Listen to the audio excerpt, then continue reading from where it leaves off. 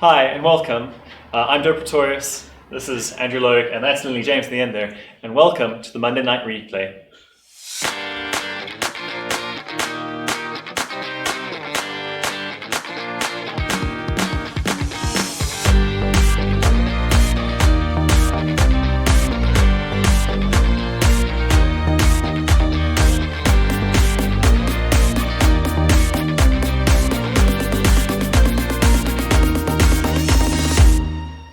Hi, welcome to the Monday Night Replay. We're going to be going through various games and stuff that have been coming up recently, and in general, talking every time we come on about the latest news, what's coming up, what games we've played, and just having a bit of a discussion about it. You guys looking forward to things coming up? Yeah, not E3 so much. A little bit of E3. I mean, there's always some hype to be caught up in with around though. Yeah, but it is kind of weird without Sony and EA deciding to do their not be there. Although EA is doing a stream, of the sort. I think everyone's now trying to establish like their own individual pre or post E3 like event. Yeah. But I suppose there's like a lot of events that do go around though. You've got everything from Gamescom, like the Japanese one as well. Yeah, and I think the companies are realizing it's better to dominate, I suppose, the news cycle, if you want to call it that, by having their own streams whenever they want to have it, and to have the smaller ones going. Which you see, so Sony's had two now, the state of play. Yes, the sort of Nintendo Direct equivalent. Well, there's some things to do with that. I'm still decently excited. I think it's still a good opportunity. It's nice to have a whole bunch of news in like one go. Not having Sony, definitely. Just me late nights with like midnight streams. Yeah, exactly. There's like some degree of fun to it, like the time zone difference. I could probably cynically argue I never care much about this stream anyway. It's mostly sports. Don't you want to watch FIFA again? But there are a couple games that are coming out from them that are of interest, and also like Apex Legends. Although like we've seen that their profits have dived a little, like that's a really cool battle royale that they said they're going to discuss in their like own stream. So there's a few interesting things. I think that to me that's probably down to the fact that they're not producing as much new content as Fortnite is. And then that initial spike. Although it's a deliberate thing with that, they don't want to have the same burnout that the crunch issue. They have there. But then now we may be seeing why you need crunch. Or something along those lines. I think we had that lovely like article this week already about that. The crunch, we went through around like whether crunch is actually something that's needed or not. It's a good thing to look up on the Nexus Hub. I think everyone contributed a little bit into there to say like, I think that the general consensus was crunch is needed, but not to the degree that it is enforced in a lot of like industries. Most of us argued that like it happens, like sometimes it's necessary, but the point is like in the current video game industry, it's always there, which is that's just a fact. That's fair. It can't be a consistent thing. It can't be something that's expected for the rest of your career. No, exactly. Very short and it's like burn very bright and just out. So I think a lot of people it seems they go for the big places after hearing the rumors and everything, and they sit there for a bit. Either they gel with it or they don't, and if they don't, then they go off to be a little indie somewhere. Or just leave it entirely. Entirely, exactly. But I think like a lot of indie developers would also like argue that some of them might argue that all right, they're crunching for themselves, but like it's also still high intensity, but it's still high intensity development. So it's never a good habit to get into. No, it is not. I mean, I work in IT, and it's enough of a thing there. I think every job has its sort of thing. But it is quite prevalent in the computer industry of just like, no, get this thing done. And you're like, okay, sure, I will do my best. Here's your deadline. That's your problem. Exactly that. Sure. Oh, so you guys want to talk about the Ubisoft Pass? Like I've said to you guys off camera, all these things are great individually. Game Pass, EA Pass, across all the systems, individually value for money. Once you start having to subscribe to all of these, just like with the Netflixes and the Hulus and the Amazon Primes, it becomes just way too expensive, more expensive than it would seem than buying these games outright. Yeah, it's pretty. I mean, you'd think that they would kind of see from some of the music industry with like where they tried it initially, and that also branched out as well into various services. I suppose there is everyone has their own little unique thing though, which you can look for, and it kind of goes around with this, but. Why, when I could have my initial experience of Netflix, where I just had everything. But everybody wants a piece of that pie now, and then it's fracturing the industry, and then hopefully at some stage there'll be some sort of consolidation. Because I mean, like, yeah, not only, like, it is a problem with the sheer amount of content that's coming out these days. Yes. Like, in anything, music, videos, games, like, it's absolutely insane. But yeah, the problem is if you like games from different developers and different publishers, and everyone's pursuing their own service, it's exactly as you said, you end up with no choice but to either A, subscribe to everything, or just buy it. The better one seems to be the Game Pass, because that's got different publishers. And now the Game Pass for PC looks like they're trying to tie down the Ubisofts and Square Enix, most of the guys that are on the current. The problem is, like, not everyone has as big catalog either. Of course. You know, you think about EA, and there's a lot of sporting titles. There's a wide range of things in there that are constantly accruing. You think about Ubisoft, and it's what, like, maybe a lot of the Assassin's Creed. Go back and play some, you know. Not so many IPs, but tons of sequels. So, like, if you want an entire game series, they'll certainly have, like, a long history of games. You know, with Assassin's Creed, at least you're going to get like 200-300 hours out of the last one. Just there. You can go back and play the others for like 20-30 hours. Even the originals were fairly hefty games. But no, I must admit, I prefer the Game Pass over these individual passes. Like, I think it's a really, really good initiative. And I know Microsoft is now bundling it together in like their sort of ultimate subscription, which is gold coupled with the Game Pass. So you get online plus the Game Pass. And I think it's interesting because it like changes like that barrier to gaming now. You can play a lot for relatively low amounts. Sure, you might not get to select exactly what you want to play. But I spent a lot of time, recent trip I was on, I got a 3-month Game Pass subscription. And like I have played so many indies that I would have otherwise just completely glossed over, and have now purchased a few as well, like outright. Nice. So, I mean, I think it serves its purpose. It's really good for exposure, and they say it drives sales, and I can kind of believe that. So what sorts of games were you playing? So I was playing Graveyard Keeper. Okay. Fantastic. That looked like very interesting. Like I saw I think a few sort of screenshots and a bit of the first trailer, but I never looked further into it. It's very much like a pixel art take on managing a graveyard, and you're totally rough concept. Your character in the real world gets hit by a car, wakes up in like this medieval kingdom, and discovers he's the new Graveyard Keeper. Fun times. You've got like this dubious inquisitor, this really, really dodgy like bishop of the church, and a variety of other NPCs that you're trying to please with relatively simple tasks. Basically just produce items for them to activate a portal to get back home. But it's kind of like a much darker version of Stardew Valley, I think.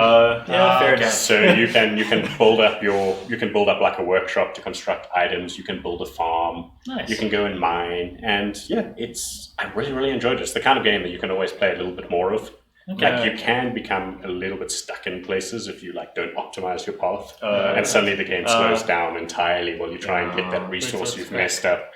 But it's really, really fun. I mean, like one of the very first things you can do is harvest meat from corpses. I heard about that. Forge a meat stamp and then start selling it to the town to make money. Lovely. So the game sort of gives you an option to be like, you can be pretty evil, or you can actually play it pretty pretty clean. But yeah, really, really good. And like just playing on a console, really nice. The thing with like kind of similar, I've been playing Forager, which is also it's like an indie title, top down resource like sort of gathering sort of thing there. Very Minecraft-esque, I would suppose. You start off with just like a pickaxe and you know, hit things and you get the resources and you slowly build up the optimization and unlock more of the land. This is the one where like you expand to new islands or new like so it's got a bit of like a roguelike element in that, and that you have to accrue money, and then with that money you buy a new piece of land that ramps the difficulty up a little. But also, you know, you go along the path, and if you are playing on your first time and you haven't gone through the whole skill tree, it also can get to a point where you're like, I should have really ticked that perk over there, because that's actually going to get me the items I can actually upgrade with. But yeah, lots of fun with that as well, until you get towards the end where you get, whenever you craft something, it gives you experience, and you have all these things going on automated, so your screen is just constantly flashing like as you ding and gain like. This is very similar to Graveyard Keeper. When you manufacture certain things, you get experience in certain in like certain attributes or certain skills that you can upgrade. And exactly the same thing. If you follow the wrong path, you can suddenly find yourself basically incapable of generating the right experience. Oh no, I need to go out and like just farm. So, any interesting indies you've been playing? Not indies. I've been playing Conan Unconquered. For review. Interesting RTS, similar in some ways to They Are Billions. It's is it tower defense CE or is it? It's tower defense CE in that it encourages you to, well, you build up your base, build up your defenses. You explore a little bit to find other resources, gain experience, that sort of thing. But mainly it's defending your base. So if you think of StarCraft, it's very, very much for the turtle type players. Yeah. Yes. So I think I may need to give this a go. So, I mean, it gives you all the information you need. Thank God it's got a pause button. Oh, okay. And you can give orders while pause, nice. build orders and that sort of thing. The only issue I have with it at the moment is no real tutorial. Just sort of throws you in the deep end. And kind of goes like, there's a wiki page for this. Well, there's a tool tip. Yeah. It's like, but there's so many tools. Really good, really fun. Is this a game that has a structured campaign that sort of builds up in difficulty? Yeah, there's a, well, I don't know, builds up in difficulty. Starts hard and gets worse. Yeah. Deep end swim. Yeah. So when it sets you up, you can see the map. You know where the hordes are coming from, where they're going to attack from. Okay, so they are billions in that way. Yeah. And you've got a little meter that shows you when as they're building up, when they're going to attack. And so it's just like, do you leave something open so that they can come towards you and then you can just slaughter them, or do you build a defense and then you try and get them from behind the defenses? Okay. Sounds interesting. And does this mostly entirely rely on building structures, or is there also a unit component? Do you There's a control unit. armies of your own? Yeah, so you control armies. So it's building structures, upgrading your structures, building Is units. it similar sized armies as like they are billions, or is it bigger? So far, I'd say similar sized. Okay. I'm not too far into it because it's stupidly difficult. Oh, RTSs and stuff. So you got the pause button. Then you can just optimize yourself. Just treat it as a turn-based. That's the thing that you need to remember, because I forgot that. So I'm rushing around like it's a StarCraft game. It's like hit the space bar by mistake. Oh yeah, I can pause. Nice. So it's really good. Not going to be for everybody. It's not going to be for the super aggressive StarCraft command and conquer type player. Yeah. So it's going to be for someone who likes to turtle. Okay. That sort of thing. Other indies that I've been playing, I put up a review for this. It was Super Magic Kane Zero, which is it's as absurd. Sounds like its name. Yeah. It's pretty much as absurd as its title sounds. To me it looked very Pit People. The art style is super distinctive. Like the characters are all ridiculous, and like it is a pretty fully featured like ARPG. It has local co-op. I don't think it is online at the moment, so you can have up to 4 people on the same like map. Yeah. But like aside from the standard like find items and get a weapon that you can actually use, like everything has like different stats that slightly bolster your character. You can level up, but most of the stuff is passive. It's not so much actual active abilities. But what it does have is the ability to basically pick up and throw dozens of things or eat them. So that's it. You can either eat items, which may or may not be positive or negative, or you can fling them as weapons, and they tend to have different attributes or behaviors. Like banana gives you a ton of health, but you can also fling it like a boomerang. And just like the visual style, it's chaotic as hell. Like the story is nonsensical. There's like no real like dialogue to speak, like little text like pop-ups that give you like a rough idea. Not much on the way of narrative, but it's good fun. Sometimes you just need games like that are just utter chaos, like visual chaos on the screen when you're in the midst of a fight, and if you've got multiple friends, it actually becomes super entertaining. The game's only downside is its music, which can occasionally be absolutely horrendous, like ear-grating stuff. Oh dear. So, but other than that, And yourself, any other? I did play through Observation last weekend. Which is interesting. It's a sci-fi. I wouldn't call it. It's got elements of horror, but it's more of a thriller, where you're playing as the space station's artificial intelligence, and you sort of go through this mystery of what's happened on the station. That there's only one astronaut on it alive, and it's you trying to piece it together because your memory core has been damaged, and she doesn't know what's happened, and it slowly reveals itself. And the controls, what I quite like, so. They give you too much, but don't expect more than like what you actually can handle. And because you're playing in this sort of pseudo horror thing, you get to a position and like, okay, no, you need to open this door, or you need to do this thing. And once you work out how to open and unlock doors, you just spend your time like making sure you've got access to every door in case you're like, ooh, something bad's gonna happen. I'm gonna have to lock all these doors. And they also, even when you have mouse controls, they don't let you move your cameras with the mouse. You're restricted to being like zzz and like whatever. So they build up on the suspense by making it that you can't quite do all these you want. It's like a deliberate restriction on like your abilities to up the tension. Yeah, and there's lots of interesting things. It has in modern sci-fi sort of story like in the background, there's a very early reveal before they hit the intro credits, where it's like a big twist, and you're like, okay, and then not like about an hour into it later, they do another big twist, and from there it just goes all downhill with all the things happening, because you slowly unlock other parts. So you sort of start in the American, European section, and then unlock the like Universal. And then you have to go into the Russian section and the Chinese section. And it's got all these little things, hacking into various data things to get like the backstory of people and what everyone's doing. Are you watching things unfold in real time, or are you like watching back past events? No, so you're watching all real time sort of things, okay. But you're piecing stuff from the past in there. So there'll be like voice note entries or things like that, or seeing articles about various people that's in their personal quarters and things like that. So almost like Edith Finch. One of those. The vanishing of Ethan Carter. Kind of. You always get the sense of like danger in the background though, with that too. And like in terms of gameplay mechanics, do you have to string things together and like progress the story, or is it as much as you find is what you get out of it? No, so they give you objectives sort of thing, but there is the sort of the backstory stuff. It is as much as you find is actually how much you tell. But they'll still give you an objective. So at the start, it's easy things like, okay, go to this area, find if there's what's going on there. Oh, there's a fire, do something about the fire. Oh, this camera's not working over here. Astronaut, can you help me turn on the camera? Okay, I can see you from the camera. Oh, something's happened here. Report on it, sort of thing. So they've got an interesting way of going about it. And as I say, there's a lot of like finicky stuff, but it's deliberately there to make you feel a bit more like on edge of, oh, can I actually handle if something bad happens here? Nice. And then I also recently picked up Gato Rabato, which is a Metroidvania where you play as it's got an interesting intro. It's like the spaceship coming in. It's very old school 8-bit sort of graphics and everything. It gets a weird signal from a planet, and the commander is one of the typical, old school 90s space commanders, the chin and everything, going like, I need to go and investigate this. And then his like cat jumps on his panel and like the spaceship crashes onto the planet and he gets stuck and he plays the cat having like gotten out. Hey, and you get this robot suit and you go around. And it's very, very Metroidvania, it's typical, I can't access there, but I'll go through this section and I'll give me a double jump. And now I can access there. And now I can get an air dash. Now I can get this and that. So lots of little fun with there, a lot of little secrets and little like things in there. Not too far into it at the moment, but enjoying it a lot. Okay. Sounds interesting. Yeah.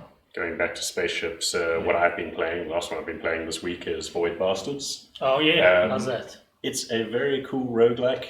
Playing it on Game Pass, it's actually out there on release, which is quite nice if you want to try it out before buying it.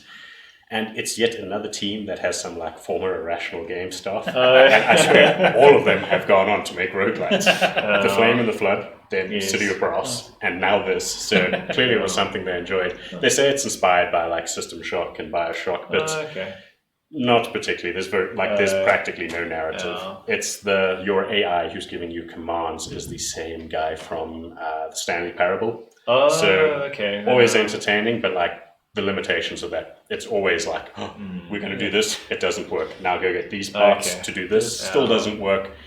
So in that sense, like progression can be a little bit boring, and like the ship designs are cool at first until you realize it's self-limiting. There is only so many configurations a spaceship can take. Yes. But the gameplay itself is actually very cool. Like you're sort of traveling across a map FTL style. You always have to jump forward, but you can branch up or down.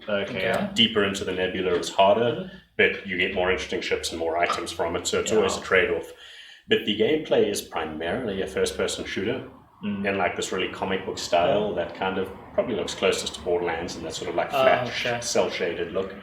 And the shooting is actually decent, albeit not particularly complex. But yeah, it's good. It just follows a lot. I found the Flame and the Flood. The Flame and the Flood was the like closest comparison.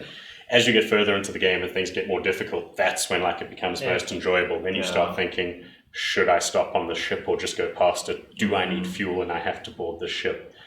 But yeah, it's actually really good fun. And you were talking quite like FTLE. Yeah, very much, but just from a first-person perspective. And you were talking about observation, the ability to Yes. like open and close doors. Yeah. That's actually something that features heavily in this game. You can lock Airlock. doors to keep people behind you. So you're like charged and you're like locking doors behind. But depending on the vessel, later on there's like much worse conditions. Like it has an oxygen counter that basically means nothing in the early part of the game. I hate that. And But then then later in the "Hey." game, it's like surprise or random power So cuts to it's the like, ship, which opens all the Chekhov's doors. oxygen tank. Get to the and then you have to run to the atmosphere processing. Like almost every ship has one, and like refilling oxygen. It's good. It's just the story really doesn't go anywhere, and like the environments become a little bit repetitive. Oh, it's a That's its roguelike, biggest so problem. it's difficult to get a good story going through there. Yeah. You were mentioning Sea of Brass. It's actually free on the Epic Games Yes, Store at the moment. and- Oh, so- yeah, I saw It that. is. Yeah. I rated it fairly well when I reviewed it, but I went back to play it now, and it's actually received a lot of updates. Okay. There's character classes, new items. It's actually in a really, really good state. Nice. Okay. And it's Make sure to go quickly pick it up before it goes off. right before it goes off. It's actually really, really good fun and fairly forgiving. It's a game that gives you the options like right before you start to make things easier or worse. So you can like completely remove a time limit on level, Okay. or you can half enemy health, disable traps. There's so Nice. many things, so you can kind of play it as you want. Sure, your score will suffer, but you can experience the game Yeah, at least. that's fine with Yeah. that. Well, cool. I think I think that's our stories are there. Yeah. I think we should go on to our Death Stranding. Do we really have to? Well, yes, we do. It's big news. Even if we don't have the Kojima like fanboys in the panel today. Unfortunately, we don't. Yeah. All our editors have gone home and To defend solve themselves. about us like ripping into it. I don't know. I don't really see myself at least going to that into it. But I think I haven't like really played too many of Kojima's titles since like maybe the first middle on like PlayStation. I played a couple of the Metal Gears. It just gets a bit much. I like his stories. Like they're often like insanely stupid. Yeah. Like he has like some grand ideas like told really badly, which I find is charming in its own way. Yeah. But gameplay. Have you watched the trailer? Yes, I have. Okay. And I mean that's exactly it. Like man, the guy does great trailers. Yes. Like, let's not doubt that. Like, That's true. The trailers are incredible, and I mean, there's so many things. Like, I've no doubt the visuals, the actors themselves. Like, it looks incredible, and I have no doubt. It's interesting to see that he kept like Guillermo del Toro on. Yes. After like what was it? Silent Hills. Yeah. That is something I would have really liked to see him tackle because it would be perfect for his like form of storytelling. Yeah. So I mean, it looks great. It's that same engine that they use for Horizon, I think. Yeah, Decima engine. Yeah, so it looks great. It looks really good from that point of view. I just worry that the gameplay, it looks like there's a bit of sneaking.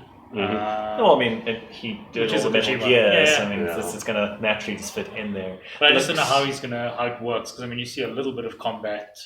Yeah, I don't know. I think it's going to be more like a bit of an exploration. The idea behind it is the whole, something's happened to the world. It's just separated, and everyone is living in their own little cities Pockets and or all things like something, that. Because it's no longer the United States of America; it's the United Cities of Well, America. And it's the idea that everyone's trying to keep themselves separate, and that you're working as the person to bridge everything together with all the bridge metaphors in the universe. Sam Bridges. So there's two things there. First, it reminds me of, did you ever watch The Postman? No. Based on the book. The book was quite good, the movie not so good. Okay. Where the guy tries to start up the US Postal Service as a way of bringing a post-apocalyptic America back together. Yeah. So it reminds me a little bit of that. The other thing that makes me hate this, really does, is I don't know if you saw the statement he posted. Kojima posted on Twitter. It's it was a very pretentious way of saying like, it's a connected world. that there's some sort of persistent world that you're going to have some sort of effect on. Yeah.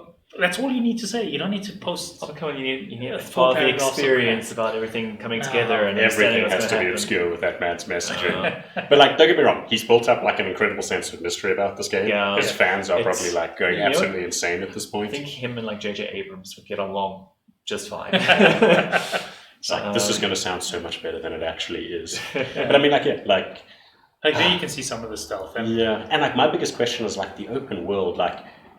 Okay, I mean, I guess it kind of worked in Metal Gear Solid 5, but like you were always railroaded towards missions that then became more scripted events, and then you had these long narrative cutscenes. So I guess they'll do the same. But this huge open world fascinates me. Like, how do you keep it exciting if you're just slogging from one point to the next? Well, these little random events, like the storms that roll in, where they've got the Stranded. Yeah, and then you have to like sneak So around. it's a bit of a weird one because the whole idea is that it's after like a second Big Bang event, Okay. and it's sort of dislodged time, Okay. and there's this whole thing of humanity having to deal with its past, like demons and sort of like things. That's why you see when you get sucked in through that, it's like World War One tanks. Oh, The guy character arrives and it's got sort of like the Vietnam guys, sort of like thing like there. So it's the idea that everything's sort of breached with that, and that's why everyone's apart from each other. Okay. And I don't know if you remember, there's like a line in it where they're talking about the bad guys going around and like leaving craters behind. Yeah. And that's literally because when you die, there's a crater. You blow up. Okay. So there's interesting there, but the death and life mechanic is also interesting because when you die, it straight away takes you into this other world. Okay. And you have to fight and claw your way back into living again. And it just goes flowing. So the thought is there's a scene in the trailer where he gets pulled in by these things during the storm. Yeah. And the thought is that like sort of thing where it's taking him through the land like that is a loading screen. And then it loads you into the instance of the other world, and you have to fight your way back to being living again. I think that's what you referring to. So there's an interesting idea of like, how are they going to do the whole bridging and everything. Never mind, there's like the bridge babies and all those sort of things. So I think there's a lot of lore in the background that we're going to have to kind of be exposed to. There's also what's his name? Norman Reedus. The other actor. Yes, his character as well. He seems antagonist. Antagonist. Yeah, so he seems to be like the founder, the person who originally found the bridge babies. Yeah. And is now trying to put things right and trying to set the timeline all like balanced. Okay. But no one really knows. No one's really going to know until we actually see the game. I just hope there isn't a 15-minute cutscene where you're through a... Yes, that you can't skip later on future series. It's always like balance in these games. Like that's the problem. Sometimes it gets it right, and sometimes like I always use this. Like it was the game that put me off the series, Metal Gear Solid 4. Yeah, that's like way too cutscene heavy. Like when the gameplay did kick off, it tended to be like one concept played out for too long. So like I really hope that this time around, they make sure that they're jumping between different gameplay elements all the time. I worry that they will not get it though. It looks like we want to tell a story. We want to tell it through this thing. I think, especially with having like Del Toro there, his movies. Yeah, should have made a movie. It's going to make the stories about this. Also, some really weird, interesting names of like things. There's like Die Hard Man, which I'm like, that's an interesting name. I don't know. I think with the persistence sort of thing, the other way it was explained is that if another Norman Reedus gets through a thing, it makes it easier for your Norman Reedus to get through. I don't know how they're going to do that necessarily, though. So it's an idea that if everyone was struggling to get to a particular area, and one player managed to get there, something will have changed in the world. Okay. So it's the idea of like, will it be, we want to get across this gap, and another one has left me a ladder, like that super extended ladder that they have. We saw that in the trailer. Look, I guess I'm kind of moderately excited. Like he will do something interesting. It may not be good, but it will certainly be interesting. So, I don't know. 8th of November, we'll see.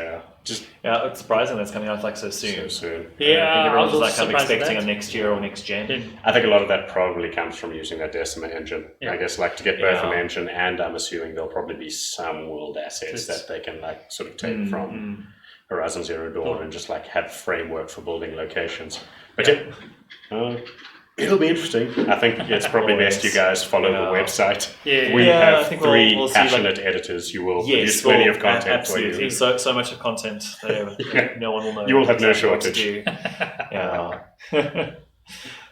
are you looking? I don't know. So are you going to get it release? As a non like no, not a chance in hell. I'll definitely read some reviews and watch some gameplay before I do it. But it'll eventually pay PS Plus. Eventually. I suppose if you are on those things, it's a lot easier for it. And also, have you heard that there's rumors that it's not going to be a PS4 exclusive? That's a time exclusive, and it will come onto PC. Yeah, I've heard that. Maybe Sony's realized that Microsoft is onto something with that. Are you so Or maybe it's just for that to like kind of put together? that, or maybe it's just going to be a PlayStation Now game, like at some point after Could be. launch, because you can, in theory, access PlayStation Now on PC without owning a console. Yeah. So it is an opportunity. You know. I think it might be just Kojima's also just kind of pulling a little bit of weight, trying to be like, well, when we look at solid games released on the air, so True. Yeah. And well, Konami might actually do that because they want money. yeah, everyone wants money. I think they. Oh, well. Hey, at least we know it's going to be interesting. Yes. So, sure. Yeah, On I that loved note, it. Well, it'll Yeah. create debate. It will. yeah. And on that note, shall we transition? Oh yeah. Well, we can move on to some modern warfare, but not Not the old Modern Call of Duty Warfare. Modern Warfare or the remaster, but Call of Duty Modern Warfare. And apparently it's because they had 4 next to Call of Duty in Yes. the original, so now they Yes, can do must this be- without... exactly. You know, it doesn't break brand or anything. You know. I guess I'm interested to see where they go with the campaign. Like, I'm one of those people who doesn't really play Modern Warfare competitively. The campaign has always been fun. I mean, the first game had the longest campaign of the 3. It was like 5 hours. But I think the first one was 6 to 8 hours. Yeah. The second one was about 6 hours, and the last one was like a 3-hour sprint to get to the end of things. Non-stop explosions. Yeah, I mean, that was even on the harder difficulties. You were still like, oh, well, no, this is fine. We'll just corridor shoot this and regain health behind the cover. Yeah, I mean, you know what you're going to get with the Modern Warfare. No, you do. You always do. Big bombastic action. Yeah, and I kind of wonder if they're going to Like keep the same pieces. set pieces they And did in the first yes. one, or if they're going to change it. Because you kind of imagine that they have to change it, considering that they did the remaster recently and did a lot of, hey, we're going to put a lot of like behind paywalls nonsense. I think this is pretty much like it's like more the reimagining vibe rather than the remake. Yeah. So there's some characters there, but they're going to be in a different context. And Yeah. I So mean, I kind of wonder if they're going to move the timeline as well to 2016 sort of thing and try and retell the story now. So it looks like it's continuing the story of Captain Price. Well, no, because it's a reboot entirely. Is it? It's not. It's not. I didn't know that. Soap's going to be the character again. Oh. Sort of like thing in it. yeah. So is that how they're bringing Ghost back?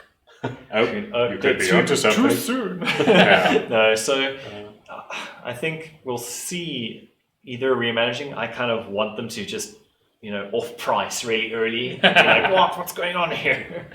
So it becomes the grizzled veteran. Yeah, Are they going to do another Chernobyl mission? I wonder. Well, I hope. not. I mean, that was a I'm fun not mission. sure. But we've played it already. Yeah, I'm not it's sure like, if you've read what is up it? on like some of the How early many press million people screenings. lived here? On some of the early press screenings, they basically had 2 things. So one was a scene that I think was set in London. So it was like a very modern contextual mission. Yeah. And it basically dealt with like the special forces operators like going into a house of supposed terrorists. Well, I think they were terrorists, but just basically them coldly dispatching an entire house, woman included. Apparently, it's worse than the Russia mission in No, So Russia. I think they really want to play that Yeah. up. And then the second screening was set, I think, in the past. It was trying to give context to the kind of people they're fighting. Yeah. And it was like a girl in a country that is not Afghanistan, but is clearly Afghanistan, being bombed by the Russians. And I think it's trying to now give a little bit of background as to why the terrorists they're fighting, like what their motivations are. Their whole argument is that everything will be grey, which Grey, I yeah, don't not think black Call and of white. Duty writers can actually No, manage. because but I mean, like You always play the good guys. Call of Duty Call of Duty was very like America, hoorah! Yeah. In a lot of ways. Even when you're playing Soap, who was like British. Yeah. So. But I think campaign will be interesting. The fact they've gone back to it. These always fascinate me. I know a lot of people argue they get rid of them or they're so short because of the high production values. But I mean, I wonder what it was. Was it backlash against Black Ops 4? There's a lot of rumors and stuff in there because I don't know if you saw all the stuff that's happened with their internal teams around all Call of Changing to Duties another- because With it's next year's one. effectively they took off. I think it was Raven, Yes. who you'd expect really good things from. It's Raven. I'd But expect they got mechanically slacked good around. things Yeah, from so them. and Sledgehammer also got. I think was maneuvered So off. there's some issue So- with the next year's one, which was apparently a Cold War set. Yeah, well, no, 'cause I think we were taking it even further. I think it's going to be like another World War one or something Oh, like that. okay. And then it's been moved in timeline up to Cold be War. Cold War, Yeah, something this like will that. be, I can't remember the exact details. Yeah, good Treyarch's back on it apparently. Exactly. Yeah. Also interesting is that there's certain things that they've kept out of here that have become mainstays since Call of Duty Modern Warfare. So there's no zombies mode in this one. Thank God. This is fun. I think they You said can it, have, I think they said it was like together. against the like gritty and grim, Yeah, they like, want it to be like vibe for the realistic game. and everything like that. So But also, there's a few interesting things, and I mean, maybe this is where we should like segue onto the multiplayer, which I guess is what these games really sell for. Yes. Is no season pass. Yeah. Like Yeah. map packs will finally not actually be Yes, these annoying that's the paid thing. for Which bundles. is great for the guys who play because I mean I played a little bit of wrong franchise Battlefield. yes. Where I didn't have the season pass and the guys I was playing with.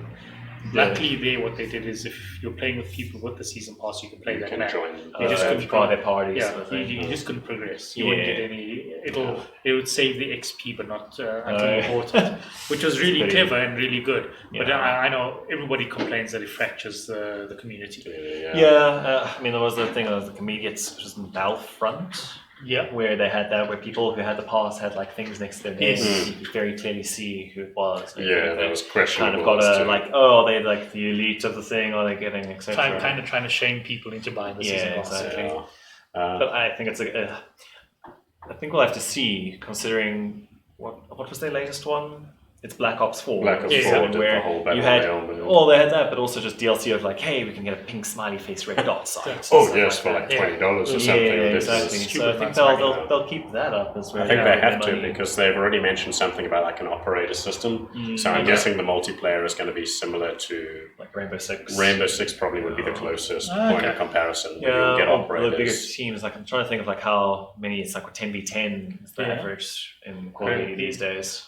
Is Is it? No, I think it's good. They went Because I quite mean, large. the battle royale only went up to 60, didn't it? I Yes. think they did scale Yeah. that back compared to most of them. But like team deathmatch and stuff is never. It's never It's been never that been used, big, but their yeah. maps aren't that big. Yeah. Anyway. It's Exactly. much like tighter, faster, close quarter combats. Oh, that damn. This is Modern Warfare as well. There's that damn like mining level where it was just in the multiplayer. Oh. Where it's like maybe 20 meters across. You just charge into each other. Where it was just like, hey, who's unlocked the P90? Boom. Done. Instant win. Yeah, it'll be interesting. There's been so much backlash against I mean, even I guess Black Ops 4 took quite a lot of flack. So it'll be interesting to see how they handle this. I guess cosmetics is the way to go now. While everyone's turning against any sort of advantage-based Monetization, yeah. monetization. Yeah. But yeah, still, it's got a huge loyal audience, and it doesn't matter how bad the games supposedly review. I think that's a series that sells tens of millions Yes. every damn time it releases. So I'm sure this one will do just fine. Yeah, definitely. Yeah. It's another game that I don't know. It's always a problem I have with the Call of Duties and such. Is you kind of, if you're there for the multiplayer, you kind of have to be if you're going to really be interested in it. Yeah. Is you kind of have to be there from the start Yes. because the community is there for 2-3 months, and then the next big FPS comes out, and everyone jumps ship once People there. are a bit But I mean, I know a lot of guys who don't play the campaigns. yeah. They Yeah, they it's go just straight odd to me into. because the single player is. But this usually- is, I mean, it's fun. Just it's an action movie that you're playing through. That's good mindless shooting. but I mean, we're not maybe the core audience because, I will never buy one on launch for full price, but I'll pick it up on a sale later, play the Also, campaign. that was with was it Future Warfare or Infinite Warfare. Yeah. Infinite Warfare was actually a good sci-fi story. I enjoyed that Call of Duty. Yeah, Although they were aping spaceship a few. stuff. There was a couple of Wasn't things bad. where I was playing it and I'm like, man, they've so stolen this from Titanfall 2. But it was good. It was good. Yeah, Titanfall was good. Hopefully, with Titanfall. the stuff that Apex is getting, we'll get a Titanfall 3. Yeah. We can all be happy. I hope so. Shall we? Yeah, I think speaking of future time traveling things, let's look forward into the coming week of E3. E3. Yeah. So, what are you looking forward to most coming out of it? I am very much looking forward to is what was it again? Cyberpunk. I think everyone's just Yeah, because apparently it's when going to be on the release. floor. Yeah, it is. There's a full demo full of people who are attending there, and I think they said, hopefully a release date. I think they said an hour-long gameplay demo again. And I mean, they already had that substantial. Because we saw a decent amount of footage after last year's E3. There was You can that never, stream. everyone never trust those. Though you have to have the internet. We've learned enough from all these conference videos. that is true. That what you see and what they. What's gameplay and what's just carefully the choreographed. developer at least they've got at least a decent reputation for Yeah. not having done that. But even The Witcher 3 didn't look as good as it did in the trailers. No, they showed some really so insanely good-looking trailers that never materialized. That early Griffin fight looked much better in the trailers. Yeah, so I think wait for people's feedback from the floor there. Yeah. But I just want to see a release date. just really badly want to see a release date. And I'm a big fan of like first-person RPGs. Yeah. So like, I am. Yeah. I'm not such a big fan of the first person. Prefer. I don't know, like it fits the setting and everything like that. Yeah. So I think just momentarily. Yeah. I suppose it does. Does suit the setting. You know, it kind of reminds me of like Deus Ex. Yeah. You can see that it works in a first-person setting of having that. So it's like, okay, cybernetic implants and etc. God, I hope it's popular enough that we get like the next Deus Ex game as soon as Square Enix is down their Avengers bollocks. Oh, they're also doing that for Final Fantasy VII bollocks and everything. But I mean, it's what Crystal Dynamics are the guys on the Avengers. Which we're set to see also at E3. Yeah. So, but there's stuff that's coming out that seems to be a live servicey nonsense. Well, it seems like it's a four-player co-op sort of like but it seems like from what I can see, it doesn't look like. Well, I'm speculating. You're not going to play any of the Avengers. I think you're going to create your own. Yeah, that is sort of which kind of takes away from. It's telling your own tale within it, and there will be storylines and stuff around there. You'll have the mission of go save X Avenger. Yeah, but you're not going to play as them, or they're not going to join you. They're going to give you a mission, sort of. Yeah. Appear as an NPC somewhere. I think it's weird to see. There's been a lot. They've been developing this for a long time, right? I mean, we first heard rumors about this like what was it? 2016, I think. Yeah. So you also think they have to kind of have a release date that's going to be around the corner as well, because they have to cash in with that Infinity War hype. You know, get the end game sort of thing there. Well, you'd hope so, but it's Square Enix. I suppose not really great. Meeting deadlines. Yeah, it's the double-edged thing of there. They might not necessarily meet the deadline, but you're going to get a complete game. If it's a live service game, then you're definitely not getting a complete game. But yeah, I see what you mean. Like, it would be better, especially with like some recent releases, if they put the extra time into it. And I think polished. A lot of Square stuff is like that, where you're expecting a new Tomb Raider, and they'd be like, "No, guys, it's only next year because you're going to have to make sure it's the best one possible," or things like that. I trust Crystal Dynamics to get it right as well. They're generally one of the better devs in that house, and they've done a real good job with the Tomb Raider. There before that it was like Soul Reaver series, etc. or Legacy of Kain. So many games that need to be rebooted. Maybe that's what we needed. Exactly. Like that's a horrible wish list that will never be fulfilled. I think that's all sad, and I'm happy. Sticking with the Square Enix topic, Final Fantasy VII Remake, or whatever the hell it's... Well, it's the part one of it. Part one, sorry. I mean, we don't know how many episodes, if you want to call it that, it's going to release. Some people are speculating it's going to be 3 episodes, broken into 3 chunks. I suppose it's like up to like Gold Source sort of stuff. I think a lot of people use like the disc breaks as their ideas, but I mean, like the 3rd disc of FF7 was basically just Kratos and the encounter with Sephiroth. So like that isn't really a game in itself unless they really do something terrible and blow out the story. I think they're actually going to cut the story down, because like some of the stuff, how are you going to do it in a new 3D environment? I just want to see that part where he infiltrates the brothel. And whether that actually survives to like a modern audience, that'll be really, really interesting. I don't think that's going to survive. No, I don't think so either. Maybe modified, but like at the same time, if it's that usual like remake problem, like, are you just going to piss off new fans, or are you going to piss off old fans? Like, they really made the bold decision of going, new combat system.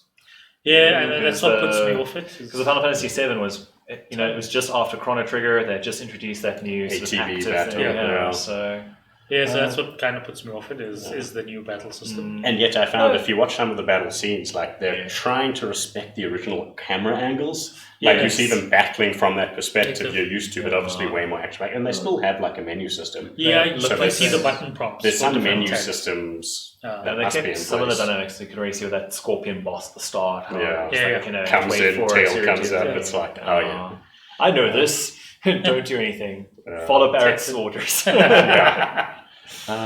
yeah, it'll be interesting. I think it's just like it'll be insane seeing a game that big, like concept, like not necessarily big. The environments were pretty constrained, but like the scale of the world was huge, and how much effort can they put into that in a modern rendering system and still like not I just take saw years? the entire story concept. Yeah, it's an interesting one there because I think everyone's now kind of realizing, oh, Final Fantasy VII was really ahead of its time. You know, it's talking about all these like eco things of damaging the world, and it's insanely how topical it is now. That's actually like there were funniest thing politics in games. Yes. Back in the day. Fortunately, we don't have any like clone like guys going around claiming the Orwell is their mother yet. Oh man. I mean, I suppose the next one is Ubisoft. They hold in a conference. Yeah, which we can kind of expect. We know that they're supposed to be releasing 4 big games before next year. Yeah, or whatever before the end of their financial year. which I think is like And March they or announced something. Ghost. Ghost Recon, like Breakpoint is the new which one. you know that's a big announcement in itself. So what are they keeping for E3? There was another one, I can't remember what it is. The other rumor is probably Watch Watch Dogs 3. Watch Dogs 3, I think, is Set in almost London, which will be interesting because guns form a major part of gunplay. So Yeah, now you're getting but to London without guns. I don't think they necessarily need that because Watch Dogs 2 had really good of the stealth dynamics. Actually, they managed to fit that into the world really well. Yeah, but you always ended up with guns and But shooting. you could take I mean, I remember playing the first Watch Dogs, which was much closer to a standard GTA clone with guns, and I still managed to play the bulk of that game completely like pacifist. Yeah. If you played it hard enough, you could take a non-combat approach, and then the But I second think one. this is one because it's set in London, UK, with their gun laws. There's not going to be many guns for you to pick up and carry. No, which I think is fine though. I think Which what is going to be they'll good. instead focus on is more the Big Brother aspect of London. Yes, yeah, because it's the London most has surveilled cameras. city in the world. So you can think about like how much more they'll be playing and thing of like having to be like, okay, well, I'll hack that, implement this, I can get through this back alley into a place. And stuff I like that. love the Watch Dogs series. I love it too, so it's going to be I really think interesting. they'll have like similar with the mini games, like the drone racing or things like that still, or Yeah, I think they'll keep that stuff because You think they're gonna stick to, like- open world game. yeah. You think they're going to stick to like, you know, the younger protagonists, like, because I mean they ditched Aiden Pierce quickly with this like whole grizzled vibe like in the first game. You think they're going to keep something similar? I think they're going to keep keep the energy up with that. So and it's it a allows good for the plan. more playful mini games as well. I guess it kind of ties into that. and that sort of hacker aesthetic. Well, they see it like they're going to continue with like DedSec and like Yes. that sort of storyline of now being global and more. Yeah. thing. Let's see. We know the Skull and Bones pirate game's been pushed back, so that's not coming out. There's like the other big rumor that I think it's all a wish fulfillment there. It's just Splinter Cell as well. Yeah. I hope it's thing good. there. I wish, but I don't. I see wonder it. what they would do if they did go into This Splinter is Cell, what worries me. whether it would be a reboot or whether it be something like Sam's like protege coming into the program, or where do you go with it? Because they've already done what like Not fit Splinter Cell into that open world This is what I was saying. That's the thing that template would they've got running. scare me the most. could like, they put it into something like a Hitman sort of style thing though? right. They could, but that's not a live service, and they want live services. They Yeah, want that monetization. It's That both- 100-hour campaign yeah. or 100-hour game that you. I think what we got, everyone has forgotten about Beyond Good and Evil. Do you think they're going to show it? Yeah, definitely. Is it ever going to come out? I mean, Well, the last thing is, we is saw it maybe was one of like, those 4 that they have in there. Because the Do you last, think they could surprise us with that They could. before March? yeah, I think might like the last build that they had of it wasn't too far off of like the basics were all there. but it was like really rough look. That was like the little flying around on a jetpack with like a ship and like a very rudimentary looking world, and they want planet scale stuff. I think it's going to maybe like re-emerge and be severely constrained. Yeah, It's like you're going to go to this planet, but you're just going to have one map on a supposed to have planet. this out in like 7 years. We want it tomorrow. I think they after that, where it was that whole open world, open universe year, and you don't play as the protagonist they showed. Yes. I think when fans got a bit upset, maybe they went back and retooled it. Yeah. Maybe. I don't know. I will see. And there's supposed to be like one more. What other Ubisoft? I'd love to be like a Santa Time, Prince of Persia revival. Prince of Persia but revival would be incredible. I don't think that's going to happen. No. Unless, I but I think mean, like they- Prince of that Persia world set kind of the got framework for Assassin's Creed. Assassin's Creed, Exactly. So it would be nice to see them go maybe just more constrained. I mean, like give us a big world that's interconnected corridors. Like that's what they were doing for like the entire decade before we Yes. got open world games. Yeah. It works well for some games. So Well, speaking of games that do that very well, Doom and Doom there's- Eternal, yes. something like that. Yeah. You know, the that's and actually a good Wolfenstein, one. the ones with Youngblood? the twins. Youngblood. Yeah. I'm looking forward to those two. I'm hoping with Youngblood what they do is they use it, because I've heard like some descriptions of Youngblood being as like a more playful area. Okay. So it's not just like, and I mean like not just deep, dark, horrible people doing horrible things to everyone. Oh, I'm sure there'll still be lots and lots of parts here. But like, I think the idea is to have like a little more openness. So like you can pick your approach. And I know the previous Wolfenstein games did that. You could play them heavily stealth and then transition to Which never really worked for me. Yeah, like it was always better to just dual wield shotguns and like go absolutely ballistic. But yeah, I'm hoping there's like a more playful element to this, maybe multiple objectives or different ways. Well, the big thing is it's a co-op game. Yeah, that's I think. And hopefully, I'm not sure if they've said it's couch co-op, but it's definitely co-op. It's the new rise of that, I hope. I think they have some interesting system that I'm forgetting, where like you can buy one game and get like a. Oh, so that's what was that? That Prison Break story recently? It was that.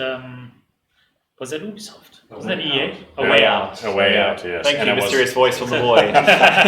It was one of those EA. It was one of those EA indie ones that I can't remember the name. You bought one title and you could play with your friend. Yeah, like that'd be an interesting one to do there. And it's a nice idea because you can then be like, oh, well, I play with this, and then we get with my other friend. And they get online. Yeah, and I think that's actually a cool idea. I'm assuming they can't play it offline or solo, but they can always join you to play. I think one Way Out, you both had to be on. Yeah, but I mean, I think that's a really good idea. And yeah, I'm looking forward to that. And Doom Eternal, like...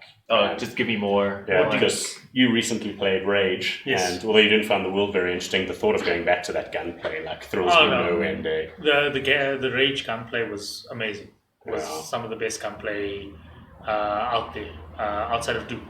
Yeah, was really good old school id type shooting. Yeah, it's just the open worlds, everything else around it was just so not good. Oh, that's what I'm looking forward to. Just a nice constraint, you know what's going on. Yeah, it's just... we saw a lot of footage last E3, and I mean it looked really good. Like we saw the opening section, we saw like a spot. The opening section I guess was a space station above Mars.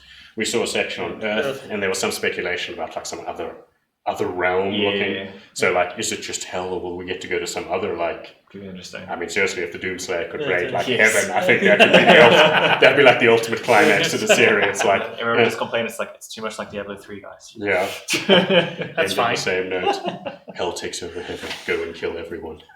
And it's supposed to be one of the launch titles for Google Stadia. Okay. Oh, okay. Yes. They demoed it at that Google Stadia event.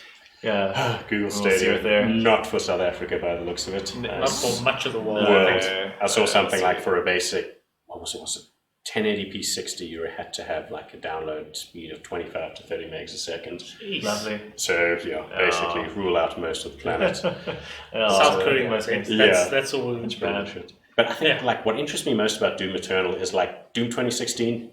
Awesome game, but like the other aspects of it, both multiplayer and the map builder, faded away super quick. They did. Multiplayer was fine, but that was it. Yeah, like that. I think was the problem. Arena shooters aren't in vogue. Look at the relaunch of Unreal Tournaments and all these other Quake things. Tournament. Yeah, because they Quake Tournament. Unreal Tournament's also got like some other new stuff like there. So. They basically gave up and left development to the community, didn't they? Yeah, exactly. Now, so it'll be interesting to see what they do. Will we end up with goddamn Doom Eternal, friggin' Battle Royale? How many Doomslayers can you fit on one map? Smelly, kill everyone. Well, to be honest, with the speed of Doom, at least the matches would be over. It could actually be better than these 15-minute slogs, and then just waiting, hiding in the grass, and then perishing like in 2 seconds. From one shooter to another, Halo Infinite. There's been a lot of cynicism like amongst the team, but kind of keen. I'm interested in seeing like when they release that, because there's that whole we'll have all the other games with it remastered and in one. Do you pack. think they're going to wait until all the PC ports have come out of the Master Chief Collection and then maybe? Yeah. So I mean, look, I'm interested to see what they're doing because they're effectively rebooting Halo. They're kind of going to ignore 5 Guardians, which I actually quite enjoy. It's not too bad. Okay, so they're actually going to. So they're not going to focus on. Those Spartans, the guys who were chasing Master Chief. Yeah, it's going to be just Master Chief. So they I don't know if they're going to quite ignore the storyline they were setting up with Cortana effectively going mad. Or if they're just going to. It would be a strange thing to drop that because I mean you play Halo Wars 2. At the end of the game, that ties into the end of Halo 5. So it seems to be something they're working towards. And talking about another Microsoft one, Gears 5. again, Yeah, like, another one where it's like a revisiting of like an old property. It's got like my high school days of like, oh, that's still around. Cool. but that's the thing, like a lot of people are like cynical about these games, and it's like, but it's actually been years since we've had a Halo or Gears game. Yeah. Like it's actually been long enough that I think if they do something even vaguely good, they could reestablish like interest in the franchise. Yeah, but it doesn't look like they're going back to Marcus. They're continuing with the His female name, Kate. Yeah. Yeah. Well, I mean, have a they feeling- finished 4 on such like a spoilers. I guess it's been like 3 years, It's no, 4 4 years. years now. It's already been there. Yeah, so I mean, like, yeah, you find out that she's related to Mira, the queen of the Yeah. Locusts, so it's like, oh. But I'm sorry, like that reveal they had last year, I'm not sure if you saw the trailer. I mean, it was going across an ice lake. Okay. I reckon they're going to throw like some sort of Gears Cross Uncharted vibe in there, like some Or- exploration. maybe to Modern it. Warfare 2, the opening mission, yeah. the snowmobiles. Yeah. Yeah. I don't know. I think we'll see. I have a feeling they're gonna like be like, haha, surprise! 2/3 in, Marcus is actually the hero. I think end of first act. Yeah. Bring him out. Ah. Yeah. You thought, but the, no. the Gears game I'm actually looking forward to is that tactics game. Is that the Okay. mobile one? No. It's a PC tactics game, and I think So like XCOM style? Yeah. Okay. It's a squad. I do actually remember this Yeah. now. Yeah, it was Yeah. one They of the announced it last year as well. announcements last year. Yeah, That I think is going to be interesting because that's been surprisingly quiet though. I wonder what the hell they're doing on that front. yeah, that's what has me Well, worried. so it's a question. Could it maybe be because the next gen Xbox and they're gonna try and be like squeeze it? I think they into have there. I think to. they have to say do it soon. Yeah, there's gonna be a few things. I mean, like this one also, we should be expecting to see something about it as well. Just- Well, it's a 2-hour conference. Yeah, they've got so much time, and I think they're going to cover it. That's not a lot of time though, actually. Normally they're 90 minutes. Yeah. So- What they're it's probably not going to do hard. is they're going to have like a super massive montage again, where they have all the third yeah, parties, yeah, because like yeah. basically that's the only conference third parties can now latch on to, so that's definitely a benefit. Yeah. Well, do you to think, them. against all odds, that they're actually going to do a reveal of the next Xbox, a full reveal?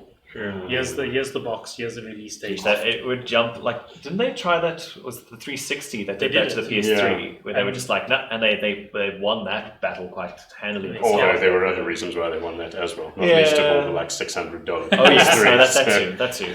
But then again, Right. Microsoft went and did that to themselves this generation, Yeah, so They did. So it'll be it's their interesting. time to flip flop, and then Nintendo just laughing with like their Switch, and you're like, ha ha. Look at everyone. It's a shield, but it works. Look at everyone paying like huge amounts for our low-powered device. Yeah. But yeah, I think Microsoft's in the same boat. Like the big thing I think for Microsoft now is going to be all those studios that they've bought and they've internalized. Yeah. They said something like 14 games that are going to be like Microsoft studios, Mm. and I'm sure not all of those 14 games are going to be like necessarily Xbox AAA. One. There'll probably be some indies Yeah, or some well, like actually like the Forzas and those sort of things. yeah, there'll be some stuff that's Well, like the rumor is they're not doing a Forza 8. well, what would that 7, be? 8? 8. 8. Yeah. Yeah, they said they're not going to do a reveal for that. And that's Okay. going to be only next gen, not current gen. Yeah. You know what they could? Did any of you ever play? What was it? Project Gotham Racing on the Xbox 360. Yeah, Yeah. Like that was great. that's another series they could bring back. Maybe Yeah. that'll be like stealth reveal. It's like here's our third like Yeah. racing game. Yeah. Then That we would could be a have bad Forza, idea. Forza Horizon. Man, yeah, there's lots of things they could do, but I guess the real question is so close to what's presumably going to be the next generation. Yeah. How much do they now advertise for the current Xbox, and how much do they just push Yeah. on? Well, to I the I wonder if they're next? also going to do similar with like the PS5 and PS4 with backplay. I I'm think sure they will because Yeah. they've seen backwards compatibility on the Xbox One. Yeah, but it's not even Oh. there. So like, thing it's like I own my PS4 version of this game. I'm going to play against PS5 people. but you know, crossplay. yeah, but you know the thing is like they're proclaiming that, but I mean, if someone wants to play Gears 1 on like an Xbox 360, Yes. you can play it on an Xbox That's One. it, Like yeah. it's already there. It's the Yeah. same infrastructure. So I mean, as long as they keep their infrastructure intact, then that'll be fine. But yeah, I think I'm kind of keen because I mean, I remember them talking about treating the Xbox as more as like a PC environment where you Yeah. just have several tiers. So maybe what we'll see is if they do announce the next Xbox, it's not going to be like the death of the Xbox One S. Yeah. It's just going to be, here's our brand new games on like low setting. Then you've got the Xbox One X, which is medium setting. And then you've got like, you know, whatever the new Xbox is, which is high setting. Yeah. Which is fine. More accessibility, more options for people. Yeah. I'm sure there'll be exclusive I wonder games. what the But price point is going to be at though. That's what concerns me because the PS5 specs. Oh. I mean, even with SSDs coming down in price, yeah. I don't see that being below $600. I just don't. No, I don't know anything about more sort of thing. It's going to be a bit of a tough one for like our local markets. Remind me what the Even Pro the US markets. launched for. Do you remember what the US dollar equivalent for the Pro was? It was 500, 550, somewhere around there. Sure. Because Not maybe- much cheaper. And Yeah, so maybe they're using those mid-gen like refreshes to really test the water and be like, do we have a market for But that? for- But from what I can tell, because they don't break down the sales stats between the different SKUs, PS4 Pro sold, but not as well as the Slims that came out at the same time. Yeah. Whereas the One X, I think, sold much better than Microsoft was anticipating. But that's because the One was such a, I won't say a failure, but just didn't do as well as it did. Well, I mean, Should have. if you look at the breakdown of games now, like it really does come across, unfortunately, as a rather underpowered machine. Like not only does it suffer from like a lack of, first-party games or exclusives, but No, I mean, the games didn't run as well on it as it did on the base PS4, unfortunately. Yeah, I remember it being called like 720p or the 900p machine at the beginning, and like it still is that case for a lot of games. Play Rage 2 on it, 900p. But still, I like it. Like I think what Microsoft has done well and what's really drawn me back to it is price of entry. I've got a whole bunch of friends who picked them up, and now it's become my primary console for multiplayer. Price of live and services, like as we were discussing the Xbox Game Pass early, like I think really like I know it doesn't have a great deal of penetration into like maybe European, Middle East, Africa, and also Asia, but like it really is good value for money. So I think there's a lot to prove for them. Like, really, this is going to be another big conference. We've chatted quite a bit about E3, but there's more too. I think stay tuned to our website. There's going to be lots of articles coming out. So we've got our men in the field, as it were. They're going to be like providing little things back in towards us. But that's all the time we have for the first Monday Night Replay. Thanks for joining. We'll hopefully see you in the future. Stay tuned on to the Nexus Hub and for all our articles and details in the future. Thanks for joining, Aaron. Cool. Thanks, guys. See you.